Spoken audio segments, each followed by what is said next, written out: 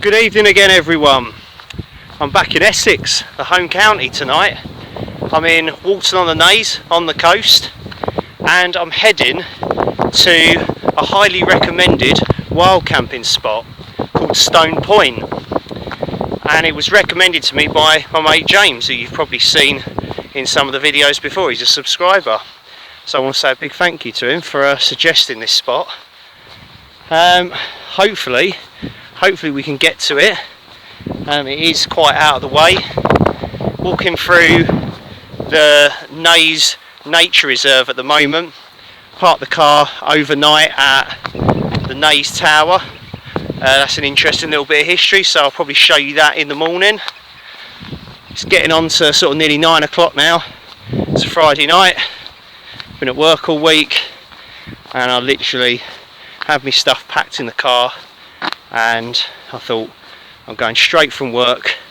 Drove up here to just catch the sunset as it's sort of just going down.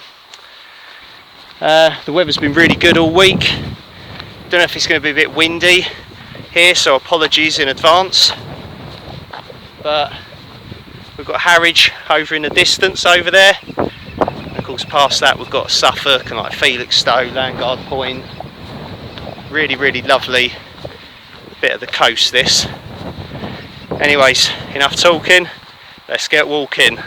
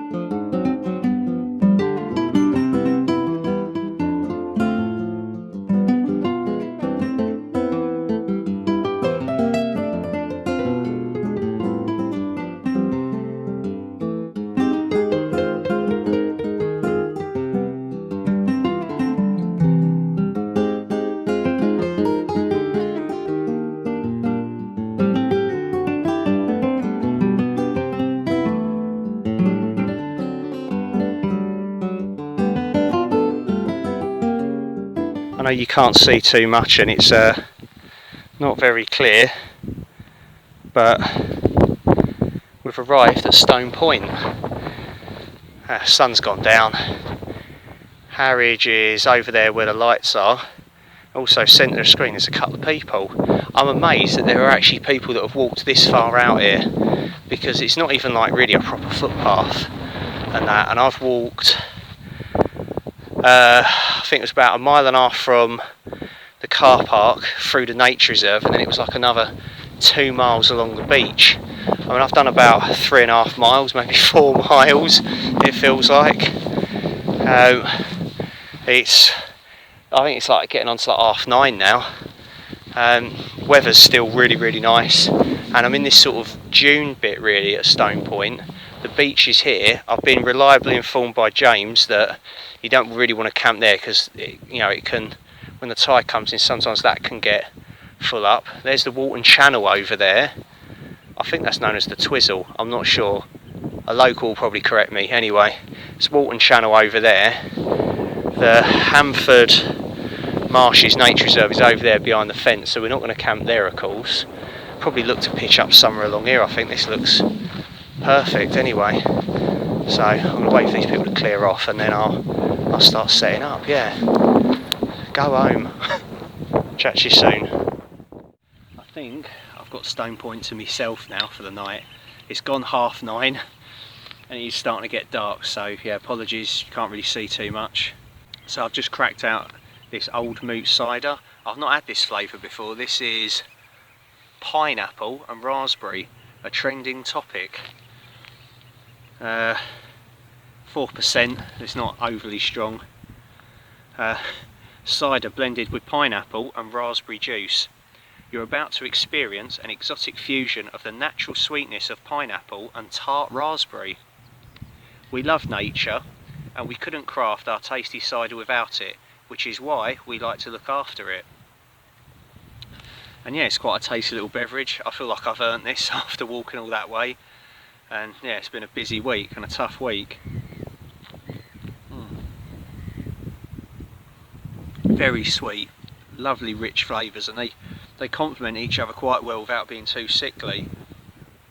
But it's not the best one I've had. The pineapple's good, the raspberry not so good in it, so I would say I'm going to give this one 7.5 out of 10. I always give them that, but yeah, it's good, but it's not great. To be honest with you though, I like Old Moot ciders, you can't go wrong with them. Anyway, cheers everyone, have a good weekend, here's to a good camp. Okay, well, as you can see, I've got my Rab Ridge Raider Hoot Bivvy all set up. That's the choice of shelter tonight. Weather's meant to be really good, and we're not really forecast any rain. It's actually quite sheltered, this little spot here. It's not too windy either. So I've got some dinner going. Still got the cider down there. That steam coming out, that's the FRH. I've got a Wayfarer beans and sausages cooking in there, and then on my BCB Fire Dragon stove I've got some water boiling because I'm going to have another like sort of ration pack meal. Just bought some odds and ends online. This one's a sweet and sour chicken with pasta by Beyond the Beaten Track. Thought I'll give it a try. Then give an honourable mention to my friend Hardy. Look how I label these, sad twat. Not you, Hardy, mate. Got some plain tortillas from a US MRE. Hardy gave me those when I met up with him in Norfolk, and he didn't need them, so I'm going to use them tonight, mate. Thank you very much. Check out Hardy's channel. I think it's called Hardy Tempest or Hardy Aaron Tempest, and he's done a couple of wild camp videos and they're really good, so check him out, subscribe, all that jazz, yeah.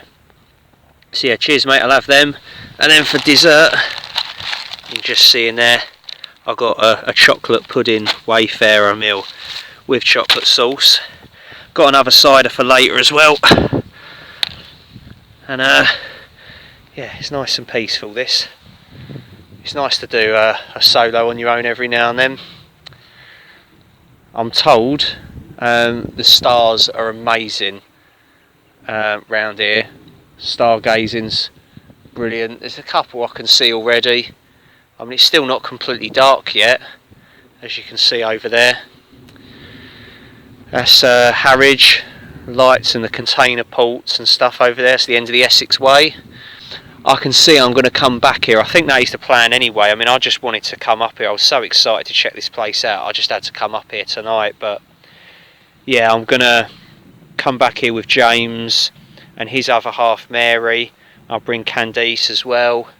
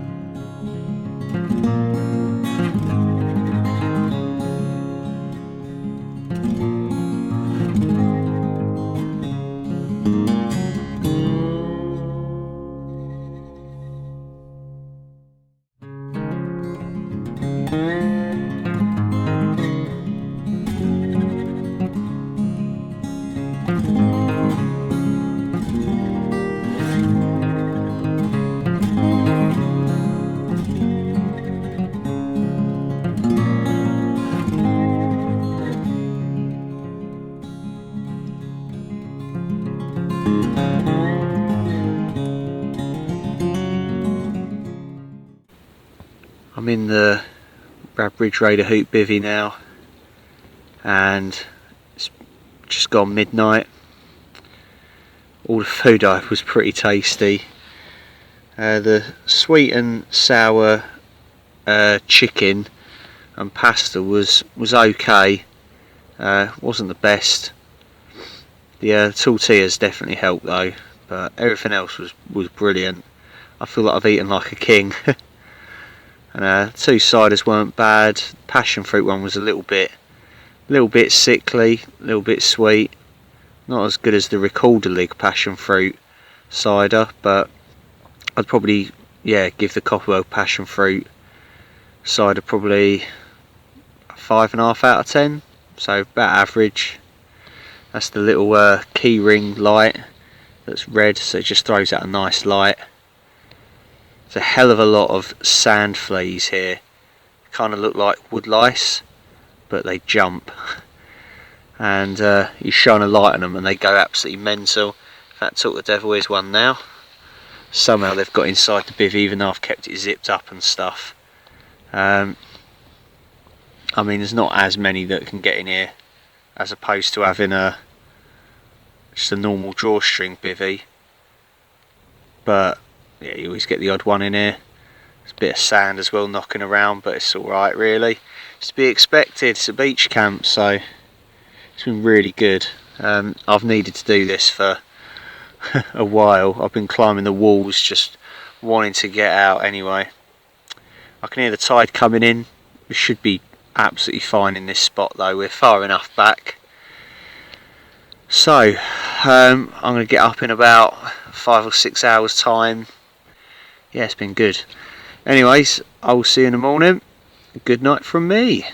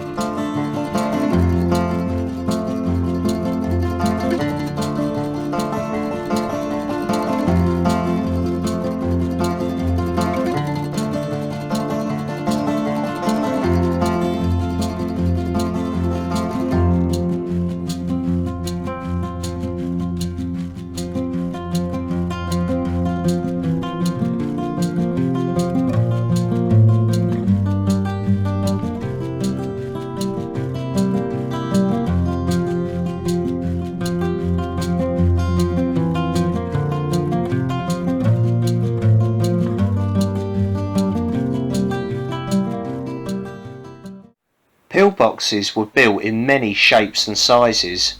Generally they fall into two types, infantry and artillery pillboxes. This is an infantry pillbox designed to hold a squad of men with rifles and machine guns.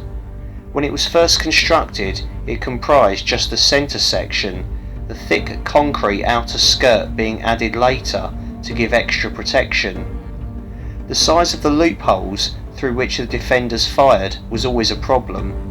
Large ones gave good visibility for those inside, but were vulnerable to enemy fire. Small ones like these gave good defence, but the field of fire was clearly limited. Passed by the Royal Scots Fusiliers, this is the same pillbox in September 1940. Disguised with a false roof, camouflage paint and earth piled up over the distinctive skirt, it was hoped that enemy planes wouldn't spot the deception. Inside the entrance, anti-ricochet walling prevented bullets deflecting into the interior, while a purpose-designed central pillar stopped any bullets which came through the loopholes from ricocheting around inside. The area of land immediately in front of us was from 1944 the scene of momentous military development work. Some of Britain's first guided missile experiments were conducted here by dedicated scientists and engineers. A small group of huts, an aerial, a spinning pit to test valves, and a launcher converted from a 3.7-inch gun mounting saw regular rocket firings off the cliff top and out over the sea. Each test was filmed through a huge grid of wires with lights at the intersections, while attempts were made to steer the missile by remote control. The fragility of valves in the rockets caused almost insurmountable problems, and it wasn't until after the war ended, at the end of 1945, that a truly successful launch was made. In the same area, in April 1944, a group of Home Guard were training on a 3.7-inch anti-aircraft gun. There was a line of anti-aircraft rocket launchers in the background. These were not guided missiles, but were intended to be fired en masse at formations of enemy aircraft passing overhead. In contrast to today's recreational landscape, during the Second World War, the Naze was a hive of military activity, its many secrets hidden behind barbed wire, minefields, gun emplacements and pillboxes. Shortly after the outbreak of war in September 1939, one of the first Chain Home Low, or CHL, radar sites was built between the tower and the cliff top. Sweeping the horizon, this early development in radar technology could detect not only low-flying aircraft, but enemy shipping approaching the coast. Later, in May 1942, a huge aerial was mounted on top of the tower to give it greater range. Left by coastal erosion, the bases of the huts that the operators lived in can still be seen clinging to the cliff top. In June 1944, a battery of 3.7-inch anti-aircraft guns was sighted to combat the threat of V-1 flying bombs. Codenamed diver sites, these sprang up almost overnight all round the coast after the doodlebugs, as they were nicknamed, started arriving. At the extreme north end of the Naze, a decoy bombing site offered itself as a lure for nighttime enemy aircraft. On the approach of the raiders, vast fires were lit in an attempt to draw the bombers away from their intended target. The cliffs at Walton-on-the-Naze were used for assault training by the Eastern Command Battle School at Frinton-on-Sea. The two pillboxes down on the seashore did not start life there. Probably in 1940 they were built on top of the cliff, continuing a line of defensive pillboxes along much of the Essex coastline. With the erosion of the cliff face, they slipped off the edge some time after the end of the war and now lie on the beach, seaweed encrusted and largely covered by the incoming tide. These types of pillboxes had an anti-aircraft machine gun well built into the top. This is an open enclosure in the centre of which a machine gun could be mounted to fire at low-flying aircraft. It would almost certainly have been a Lewis gun from World War I. Stored since 1918, they were degreased and reissued for use in 1940. This photograph was taken at Frinton in July 1940. It shows soldiers standing on a pillbox of the same type as the two on the beach at the Naze. For the sake of a good picture, the cameraman has posed the Bren gunner on the top rather than in the machine gun well where he wouldn't be seen. Welcome back everyone. I'm back at the car. Behind me is the Naze Tower, and that's the end of this video. It's been a really good little solo camp, this one, and this is an absolutely brilliant place to come and go for a walk, explore all like the history and stuff, and yeah, it's perfect for wild camping. There's so many good spots along the beach, even certain points of the nature reserve. I know you're not really meant to camp there, but there's some really good secluded spots that I reckon I could probably camp at in the near future possibly. And it's good that, you know, it's within 2 hours from where I live, so yeah, definitely going to come back here for sure. Of course the gates were locked last night at 9 PM here, and I'd left the car here, so I got a little notice. And well, that was quite funny. They'd gone to the effort of that. But I suppose if you wanted to come back before 9 o'clock, that's quite useful, calling that number. But some of us wild camp, so yeah. Anyways, I want to say a big thank you to everyone for watching the video. I hope you've enjoyed it. I hope you've enjoyed the history. I hope you enjoyed the camp and the views. So until next time, take care of yourselves, look after each other, stay safe. Remember, life's too short. Get out there and explore. Do what you love what you do. Cheers guys, and I'll see you again soon. Bye.